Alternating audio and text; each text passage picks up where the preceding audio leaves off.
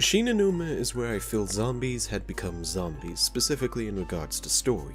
The map introduced two important things that I feel made zombies zombies: the OG crew and the storyline.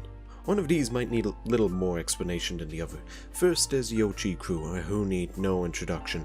I loved the OG crew to death. These guys were my childhood. I loved Dempsey's pure, unadulterated badass, who was voiced by Steve Bloom, whose voice is nothing but fantastic. I love Richtofen's absolute insanity. I love Nikolai's drunken blabbering, and admittedly Takeo wasn't all that entertaining and clearly felt like the character was made because there needed to be a fourth character in this 4-player mode. But no, he may have just felt like a +1, but he also felt like our +1. The cast overall may be stereotypes, but that doesn't take away from how entertaining they are. As for saying how the story started here, I specifically mean in regards to the hanging corpse.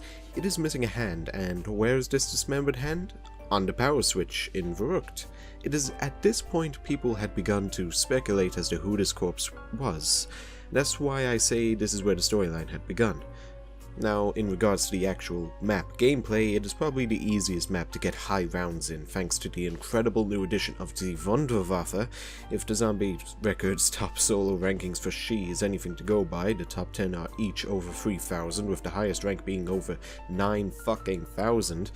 Playing on the BO1 or BO3 version makes it harder, as the strategy for high rounds relies on the 24 zombie per round limit that World of War had, but it still isn't that hard. The map design is more open than Nacht or Verrückt, but as a compromise, some areas in the map are covered in swamp water that slows you down, so it becomes a question of, do you want to be in a more open area that restricts your movements, or stay on land where it might be a more tighter design but you can move more freely?